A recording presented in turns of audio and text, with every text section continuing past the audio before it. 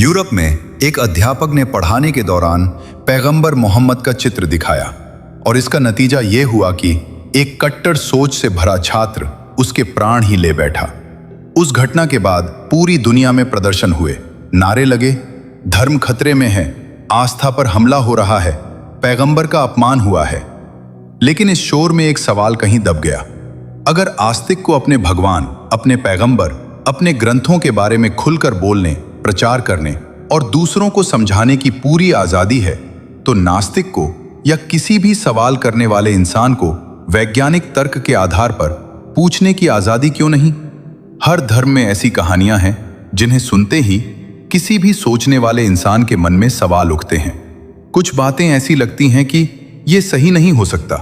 कहा जाता है कि ऋषि पराशर को अपनी शादी के कुछ समय बाद यह ज्ञात हुआ कि उनके पिता की हत्या राक्षसों द्वारा कर दी गई थी। ये खबर उनके लिए सिर्फ शोक का कारण नहीं बनी, बल्कि उनके भीतर प्रतिशोध की अग्नि भी जगा गई। वे अपने पिता की मृत्यु का बदला लेना चाहते थे और इसके लिए उन्हें ऐसी सिद्धि और शक्ति की आवश्यकता थी जो केवल कठोर तपस्या से ही प्राप्त हो सकती थी। इसी उद्देश्य से ऋषि पराशर ने घर छोड़ने और जंगल जाने का निर्णय लिया। जब वे जाने लगे तो उनकी पत्नी ने चिंतित होकर पूछा, आप मुझे अकेला छोड़कर जा रहे हैं, मेरा क्या होगा? तब पराशर ऋषि ने उत्तर दिया, मैं कुछ वर्षों बाद लौटूंगा और यदि मैं स्वयं ना आ सका तो किसी माध्यम से तुम्हारे पास अपनी शुक्र शक्ति भिजवा दूंगा जिससे तुम गर्भवती हो सको। इतना कहकर वे तपस्या के लिए वन की ओर चले गए। कई वर्षों बाद अपने वचन के अनुसार ऋषि पराशर ने अपनी शुक्र शक्ति को एक पीपल के पत्ते पर रखकर एक कौवे के माध्यम से अपनी पत्नी के पास भेजा। लेकिन भाग्य को कुछ और ही स्वीकार था। रास्ते में उस कौवे की एक बाज से लड़ाई हो गई। दोनों को लगा कि पीपल के पत्ते में कोई स्वादिष्ट भोजन होगा। उनकी आपसी लड़ाई के दौरान वह पत्ता यमुना नदी के जल में गिर गया और उसके साथ ही पराशर ऋषि की शुक्र शक्ति भी जल में समा गई। यमुना के उसी जल में एक मछली ने उस वीर्य को निगल लिया। इस प्रकार वह मछली गर्भवती हो गई। कुछ समय बाद एक मछुआरे ने यमुना नदी में जाल डाला और वही मछली उसके जाल में फंस गई। मछुआरा मछली को घर ले गया और जब उसने उसे काटा तो उसके पेट से एक कन्या निकली। मछुआरा चकित रह गया, लेकिन उसने उस बच्ची को अपनाया और बड़े प्रेम से उसका पालन पोषण किया। क्योंकि वह कन्या मछली के पेट से उत्पन्न हुई थी, इसलिए उसके शरीर से मछली जैसी दुर्गंध आती थी। इसी कारण उसका नाम मछोदरी रखा गया। समय बीतने के साथ वही मछोदरी आगे चलकर सत्यवती के नाम से जानी गई। सत्यवती का जीवन आगे चलकर हस्तिनापुर के इतिहास से जुड़ गया। वह हस्तिनापुर के नरेश शांतनु की रानी बनी। लेकिन सत्यवती के हस्तिनापुर आने का प्रभाव केवल राजमहल तक सीमित नहीं रहा। उसी के कारण दंगापुत्र देवव्रत को आजीवन ब्रह्मचर्य का कठोर प्रण लेना पड़ा। इसी प्रतिज्ञा के बाद देवव्रत को भीष्म के नाम से जाना गया। जब इन कथाओं को ध्यान से देखा जाए, एक मछली के पेट से जन्मा बच्चा, तो सवाल अपने आप खड़े हो जाते हैं। विज्ञान कहता है कि किसी भी जीव का पाचन तंत्र उसकी प्रजाति के अनुसार होता है। मछली के पेट और इंसान के गर्भ में जमीन आसमान का अंतर है। जो चीज मछली के मुंह से पेट में जाती है वो पोषण या अपशिष्ट बनती है, वो जीवन का बीज नहीं बन सकती। एक इंसान कुछ समय पानी में रहे तो मर सकता है, जबकि मछली उसी पानी में जन्म लेती है, वहीं जीती है, वहीं प्रजनन करती है। खान पान, डीएनए, कोशिकाएं, प्रजनन प्रणाली सब कुछ अलग है। अगर कोई व्यक्ति इन कहानियों को वैज्ञानिक दृष्टि से देखे तो वे उसे कल्पना, प्रतीक या मिथक लगेंगी, सत्य नहीं। अगर कोई इन कहानियों को सुनकर कह दे, मुझे ये सच नहीं लगती, ये विज्ञान के किसी भी नियम से मेल नहीं खाती, ये मुझे कल्पना या मिथक लगती है, तो क्या तुम उसका गला काट दोगे? क्या केवल इसलिए कि उसका विश्वास तुमसे अलग है? क्या केवल इसलिए कि उसने मानने से इनकार कर दिया? अगर कोई कहे कि मछली के पेट में मानव शिशु पैदा होना संभव नहीं, तो क्या यह सवाल पूछना अपराध है? और अगर अपराध है तो उसका दंड मौत क्यों? 18 दिसंबर, ढाका के पास भालुका। एक गारमेंट फैक्ट्री में काम करने वाला युवक दीपू चंद्र न कोई नेता, न कोई अपराधी, न कोई ताकतवर इंसान, बस एक साधारण मजदूर जो रोज की तरह काम पर गया था। लेकिन उस दिन वो घर लौटकर नहीं आया। उस पर आरोप लगाया गया, ईश निंदा का। कहा गया कि उसने फेसबुक पर ऐसी बातें लिखी जिनसे धार्मिक भावनाएं आहत हुईं। भीड़ इकट्ठा हुई, न अदालत, न जांच, न सबूत। फैसला वहीं कर दिया गया। उसे पीटा गया, घसीटा गया और अंत में जिंदा जला दिया गया। जांच में बाद में साफ हुआ, फेसबुक पर ऐसी कोई टिप्पणी थी ही नहीं। यह हत्या धर्म की नहीं, फैक्ट्री के काम को लेकर हुए विवाद का नतीजा थी। लेकिन हत्या को नाम दिया गया ईश्वर के अपमान का। यहीं से सवाल शुरू होता है, क्या तुम्हारे भगवान किसी एक आदमी के कुछ शब्दों से आहत हो जाते हैं? क्या तुम्हारा ईश्वर इतना असहाय है कि उसे बचाने के लिए तुम्हें किसी निर्दोष इंसान को मारना पड़े? अगर भगवान को तुम्हारी सुरक्षा की जरूरत पड़ जाए तो फिर वो भगवान किस काम का? ईश्वर तो वह होता है जो मनुष्य की रक्षा करे, न कि वह जिसकी रक्षा के लिए मनुष्य को हत्यारा बनना पड़े। आज दुनिया उल्टी हो गई है। भगवान इंसान की ढाल नहीं रहे, इंसान भगवान की ढाल बना दिया गया है और उस ढाल की कीमत किसी बेगुनाह की जान से चुकाई जा रही है। दीपू चंद्र को मारने वालों ने कहा, हमने धर्म की रक्षा की, लेकिन सच यह है उन्होंने धर्म नहीं, इंसानियत को जला दिया।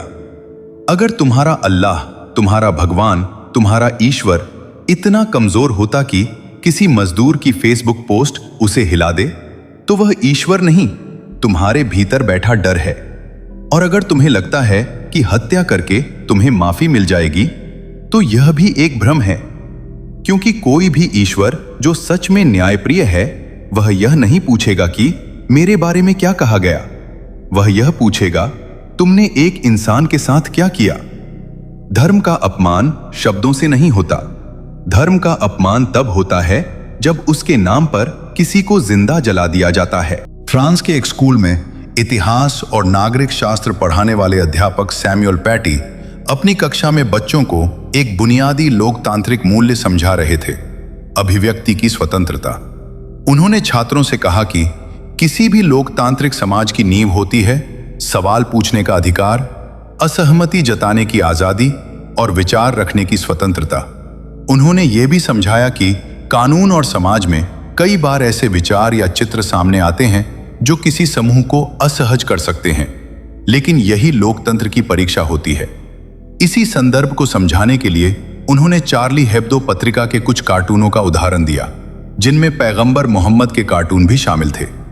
यहां एक बात बहुत स्पष्ट थी, अध्यापक का उद्देश्य धर्म का अपमान करना नहीं था, बल्कि यह दिखाना था कि आधुनिक समाज में विचारों पर बहस होती है, उनसे सहमत होना अनिवार्य नहीं होता।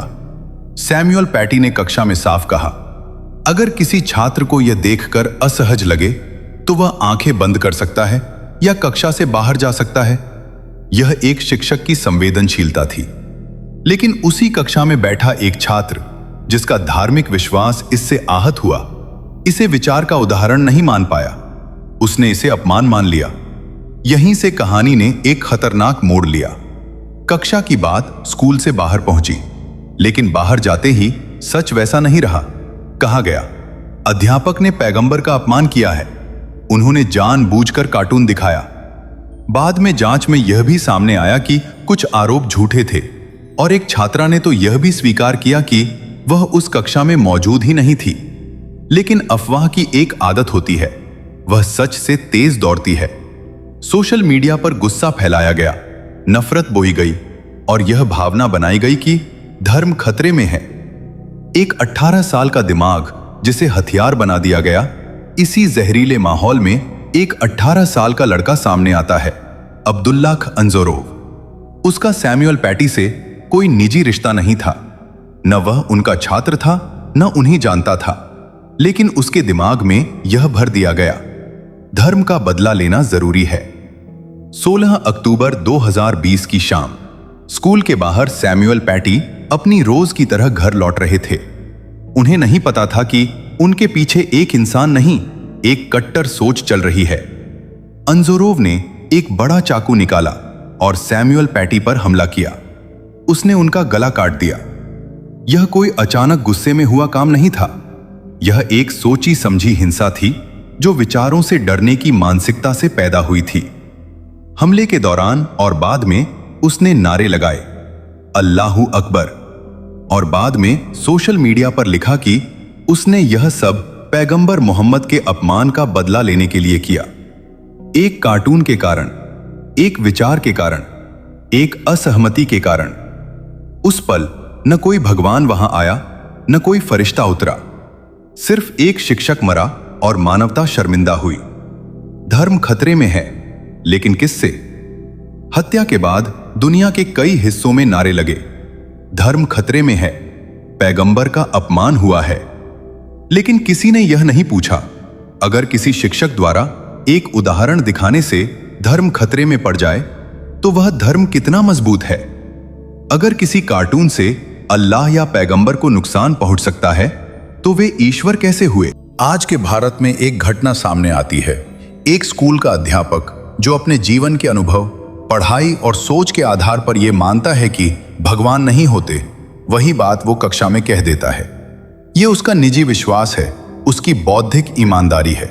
लेकिन इस एक वाक्य का परिणाम यह होता है कि छात्र अपने घर जाकर माता पिता से शिकायत करता है और फिर छात्र और उसके परिवारजन मिलकर उसी अध्यापक की बेरहमी से पिटाई कर देते हैं। यहां सवाल यह नहीं है कि भगवान है या नहीं, यहां सवाल यह है कि क्या किसी इंसान को अपने विश्वास व्यक्त करने का अधिकार है या नहीं।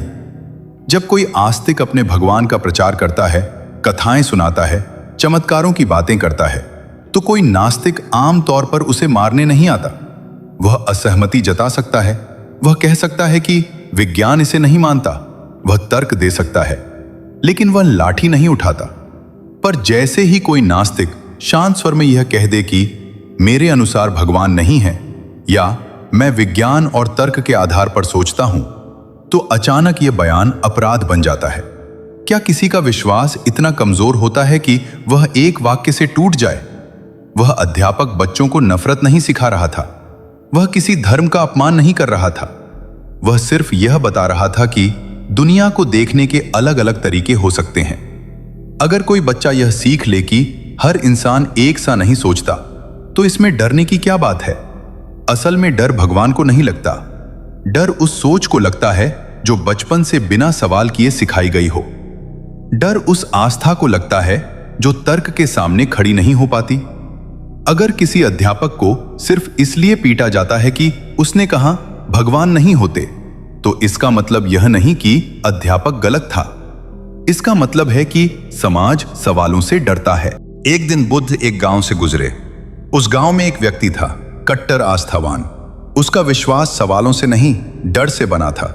जैसे ही बुद्ध गांव में पहुंचे, उस व्यक्ति के भीतर का डर क्रोध बनकर बाहर आया। उसने बुद्ध को गालियां दी, अपमान किया, शब्दों से वार किए।